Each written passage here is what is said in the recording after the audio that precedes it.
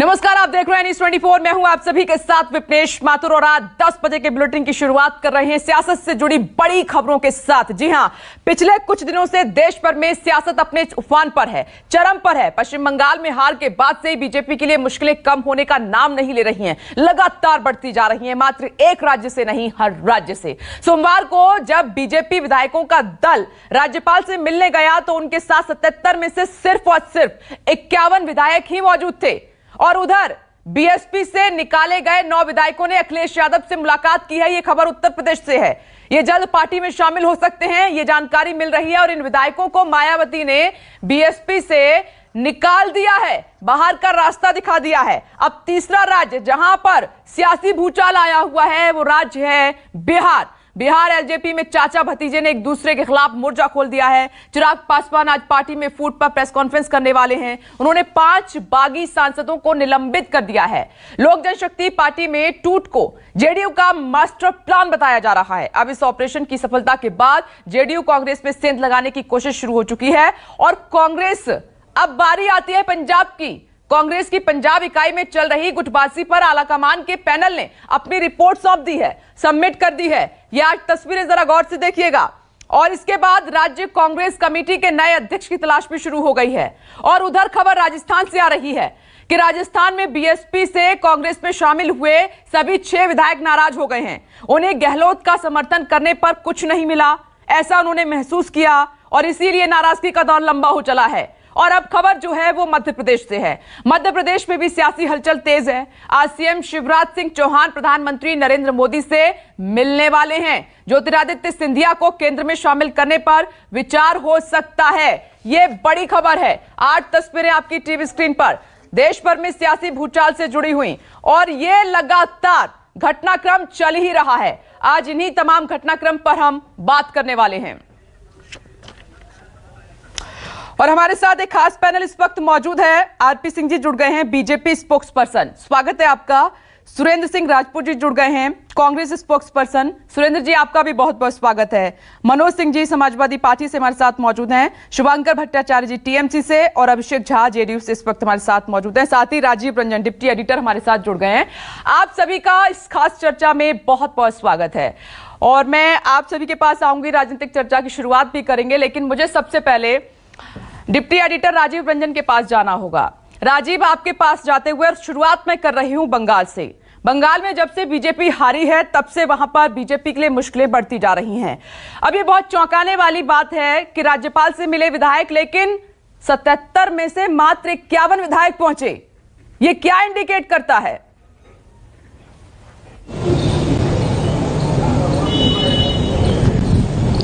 देखिए, ये तो बात तय है कि पश्चिम बंगाल में चुनाव जीतने के बाद ममता बनर्जी का पहला काम है वो भारतीय जनता पार्टी को और कमजोर करना है, क्योंकि भारतीय जनता पार्टी से सीधे सीधे राष्ट्रीय स्तर पर अब लोहा लेने की तैयारी ममता बनर्जी कर रही है। उनको संदेश देना है कि देश में प्रधानमंत्री नरेंद्र मोदी, गृहमंत्री अमित शाह के खिलाफ अगर कोई नेता लड़ रहा है तो उसका नाम ममता बनर्जी है। देश में विपक्ष के एक नेता की जिस तरीके से कमी है उसको देखते हुए ममता बनर्जी उस पोजीशन को पाना चाहती हैं, उस वैकेंसी को फिल करना चाहती हैं विपक्ष की बड़ी नेता के तौर पर। तो इसलिए जिस तरह की जानकारी है, मैंने पहले भी कहा था कि मुकुल राय के आने के बाद से भारतीय जनता पार्टी में जो लोग ये देखना होगा, जो ओरिजिनल काडर के लोग हैं भारतीय जनता पार्टी के, वो तो शायद पार्टी के साथ बने रह जाएं, लेकिन दल बदलू जो छोड़ के इलेक्शन के पहले गए थे उनमें से ज्यादातर विधायक टीएमसी में अपना आसरा खोजने की जुगाड़ में लगे हुए हैं। ममता बनर्जी के लिए उनकी कोई बहुत जरूरत सरकार के लिए नहीं है, वो ऑलरेडी कंफर्टेबल मेजॉरिटी से बहुत ऊपर है,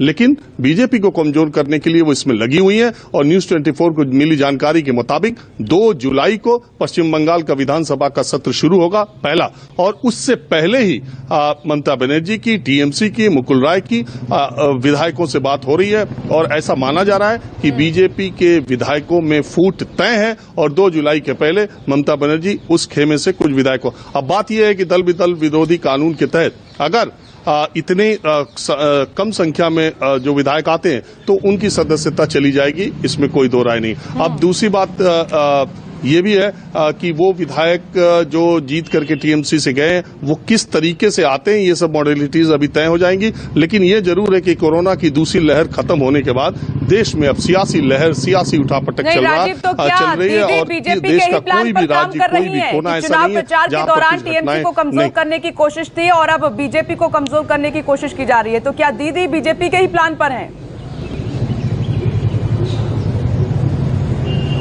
राजीव, देखिए ये तो राजनीति है और ये बीजेपी और टीएमसी या कोई भी पार्टी, क्या हर आदमी इस चुनावी राजनीति में विपनेश, चुनाव से पहले दूसरी पार्टियों के नेताओं को ले आना, सरकार बन जाने के बाद टूट फूट करना, ये सब जो मजबूत होता है ये उसका शगल होता है। आपने देखा कि पहले भी सरकारें कितनी जगहों पर टूट फूट से इधर से उधर हो गई, सरकार पूरी की पूरी बदल गई। तो ममता बनर्जी पश्चिम बंगाल में इतनी मजबूत बन के चुनाव में उभरी हैं कि अब ये तय है कि जब 5 साल उनकी सरकार रहेगी तो ऐसे लोग जो दल बदल के छोड़ करके गए थे, जिनकी विचारधारा के प्रति निष्ठा या बहुत सारी चीजें ऐसी हैं जो अपने को बीजेपी में जीतने के बाद भी मिसफिट पाते हैं या पश्चिम बंगाल की राजनीति में, और उनको मालूम है कि अभी 5 साल पनपना पलना बढ़ना आगे है तो ममता बनर्जी उनके लिए मुफीद होंगी। तो ये चीजें होती रहती हैं। अब ममता बनर्जी ये चाहेंगी कि ज्यादा से ज्यादा भारतीय जनता पार्टी के विधायक उनके खेमे में शामिल हो और एक मैसेज जाए कि दीदी ने बीजेपी को तोड़ दिया या बीजेपी ने एक तो चुनाव में हराए आई, उसके बाद हराने के बाद भी उनके विधायक अपने पाले में खींच लिया। ठीक है राजीव, मैं लौट रही हूँ जल्दी से आपके पास क्योंकि कई खबरें हैं उस पर हमें चर्चा करनी है। आरपी सिंह जी, इस पर जवाब मैं आपसे चाहती हूँ कि क्या बंगाल में हार के बाद बीजेपी और मुश्किल में आ गई है, फूट की शुरुआत हो चुकी है? ये कल की खबर है जो कल आपके चैनल पे भी चलिए, बाकी चैनल पे चलिए, किस प्रकार से टीएमसी के नेता मंच से, पब्लिक मंच से ओपनली पॉलिटिकल पार्टी के वर्कर्स को धमका रहे हैं कि आप टीएमसी ज्वाइन करो वरना हम आपको देख लेंगे। और ये आपको मैं वीडियो भेज दूंगा। मुझे बंगला भाषा आती नहीं, मेरी पत्नी को आती है जरूर, परंतु ये पब्लिक डोमेन में है कि लोगों को धमकाया जा रहा है, लोगों को धमकाकर पार्टी ज्वाइन करने के लिए मजबूर किया जा रहा है, उन पर मुकदमे दागने की या अन्यथा तैयारी की जा रही है। और बड़ा स्पष्ट है, बंगाल में चुनाव जीतने के बाद हमारे 37 कार्यकर्ताओं की हत्या हुई, जिस प्रकार से महिलाओं के रेप हुए, जिस प्रकार से महिलाओं के साथ पुरानी बात हो गई है सर। आरपी सिंह जी, अभी करंट सिनेरियो पे बात करते हैं। मुकुल रॉय के बाद, मुकुल रॉय ऐसे नेता नहीं है जो धमकाने से टीएमसी में चले जाएं, और भी कई ऐसे नेता हैं, बड़े नाम हैं, उन पे धमकी का कोई असर नहीं होगा। और ये बात तो आप टीएमसी के लिए कहा करते थे, आज आप उल्टा ही बोल रहे हैं। बात पूरी आपने काट दिया। मैं आपको परिपेक्ष दे रहा हूं कि वहां पे जमीनी स्थिति क्या है, और उसी जमीनी स्थिति के कारण से लोग दबाव में हैं। वो एमएलए हो, वो कोई हो, हर आदमी को अपनी जान माल की चिंता है। अगर आप हो या मैं हूं, कोई भी होगा, पहले अपनी और अपने परिवार की जान माल की सुरक्षा की बात करेंगे, बाकी बाद में व्यक्ति चिंता का राजनीतिक बात बाद में करता है। और ये वहां पर खुलेआम हो रहा है।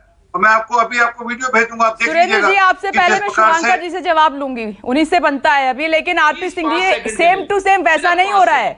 टीएमसी ने कहा कि बीजेपी ने धमकाकर हमारे नेताओं को छीन लिया। आज आप हार के बाद कह रहे हैं कि टीएमसी ने धमकाकर हमारे नेताओं को छीन लिया। ये बिल्कुल वही हो रहा है, यूबहू बिल्कुल वही। की जान पर बनी हुई है, उसके सिर पर बंदूक रखी जाती है, चलो माँ बहन के साथ रेप किया जाता है। नहीं, और आपको लगता है वही है? ये ठीक है, ये इस पर चर्चा हो चुकी है, ये आप रहने दीजिए। पूरे चुनाव प्रचार के दौरान ये सब चला है।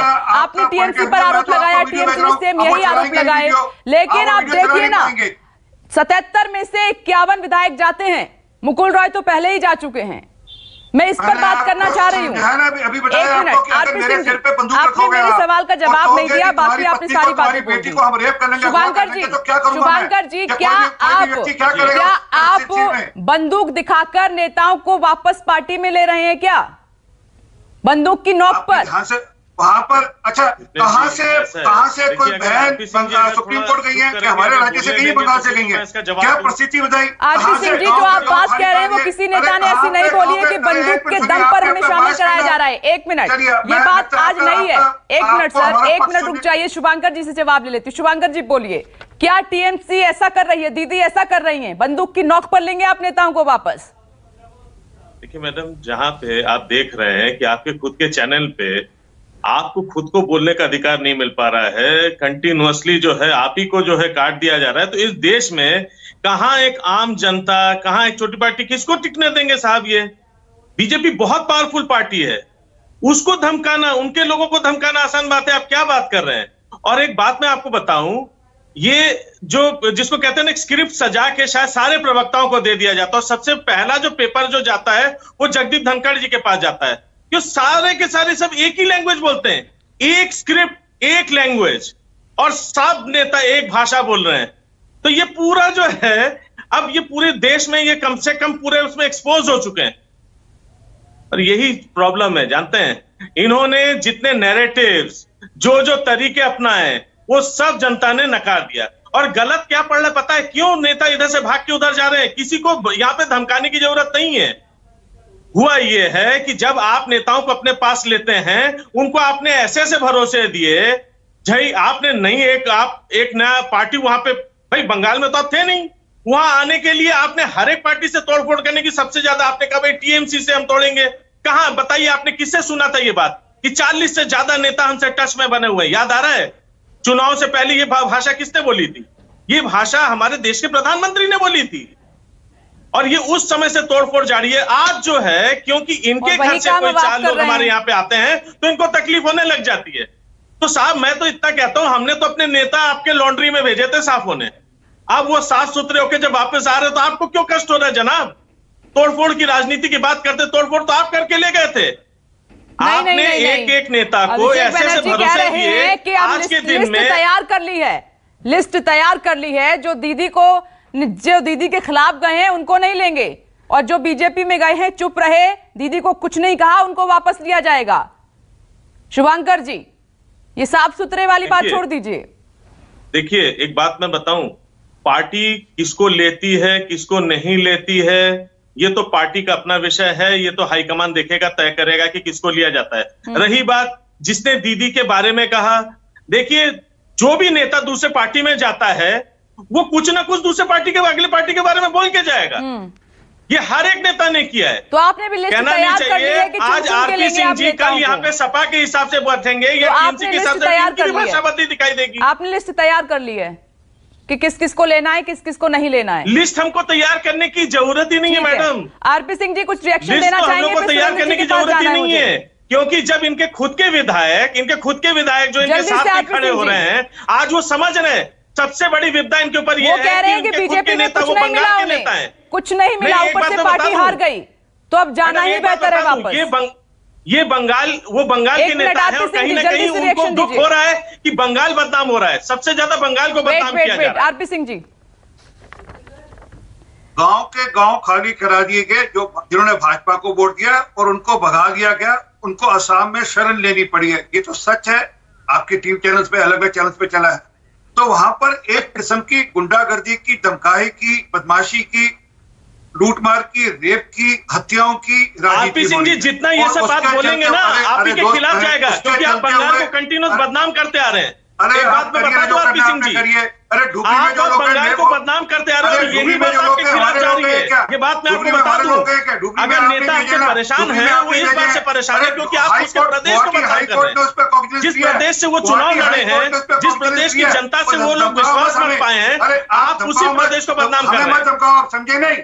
आप जिनको धमका रहे हो, वहां पे जिनको धमका रहे हो, सबको पता है किसको धमका रहे हो, और ये मैं आपको वीडियो बंगाल में बहुत पहले से होता चला रहा है। शुभंकर जी और आरपी सिंह जी, नमस्कार, मैं हूं मानक गुप्ता। अगर आपको हमारा ये वीडियो पसंद आया हो तो इसे लाइक और शेयर जरूर करें, और हां, हमें सब्सक्राइब और फॉलो करना ना भूलें, ताकि आप देश और दुनिया की कोई खबर मिस ना करें। तो जुड़े रहिए हमारे साथ और देखते रहिए न्यूज़ 24।